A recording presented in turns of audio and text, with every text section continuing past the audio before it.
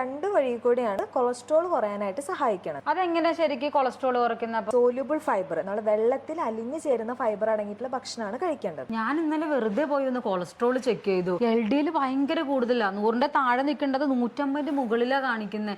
എന്താ ചെയ്യാ? ഈ റിപ്പോർട്ട് ഇങ്ങനെ തന്നെ ഇതാകെ ഇത്രയല്ലേ കൂടുതലുള്ളൂ. ഇതിന് നീ ടെൻഷൻ അടിക്കേണ്ട ഒരു കാര്യമില്ല. നീ ഭക്ഷണത്തിൽ ഒന്ന് ചെറിയ ഒരു മാറ്റങ്ങളൊക്കെ വരുത്തി കഴിഞ്ഞാൽ മാറാവുന്ന കൊളസ്ട്രോൾ ഉള്ളത്. ബെസ്റ്റ്. ഇവള് ഫുഡ് കഴിച്ചാണ് ഇങ്ങനെ വന്നത്. ഇനി ഒന്നും കൂടെ ഫുഡ് കഴിക്കാൻ പറഞ്ഞു കൊടുക്ക്. അതും ഇതൊക്കെ പറയും. നീ പറഞ്ഞ എന്തൊക്കെ ഞാൻ മാറ്റങ്ങൾ വരുത്തേണ്ടത്? ആരി വലിച്ച് കഴിക്കാനല്ല ഞാൻ പറഞ്ഞത്.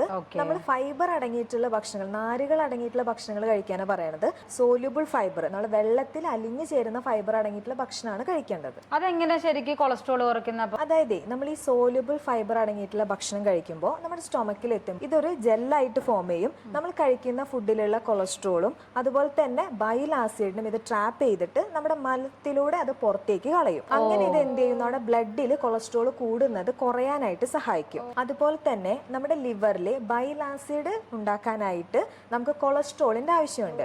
അപ്പൊ അതിന് വേണ്ടിയിട്ടുള്ള കൊളസ്ട്രോൾ നമ്മുടെ ബ്ലഡിൽ നിന്ന് ലിവർ ഉപയോഗിക്കാൻ തുടങ്ങും. സാധ്യതയുണ്ട്. ഇങ്ങനെ രണ്ട് വഴി കൂടിയാണ് നമ്മുടെ സോല്യൂബിൾ ഫൈബർ കൊളസ്ട്രോൾ കുറയാനായിട്ട് സഹായിക്കുന്നത്. അപ്പൊ എന്തൊക്കെയാണ് ശരിക്കും സോല്യൂബിൾ ഫൈബർ ഉള്ള ഫുഡ്? എന്തൊക്കെ ഞാൻ കഴിക്കേണ്ടത്? അതായത് നമ്മുടെ ഫ്രൂട്ട്സുകളിലൊക്കെ ആണെങ്കിൽ ആപ്പിൾ, സിട്രസ് ഫ്രൂട്ട്സുകൾ, പാഷൻ ഫ്രൂട്ട്, അവോക്കാഡോ. ഇനി വിത്തുകളിലാണെങ്കിൽ ചണവിത്ത്, മത്തന്റെ വിത്ത്, അതുപോലെ തന്നെ ചിയാ സീഡ്. പച്ചക്കറിയിലാണെങ്കിൽ മധുരക്കിഴങ്ങ്, വെണ്ടക്കായ, അതുപോലെ ബ്രൊക്കോളി.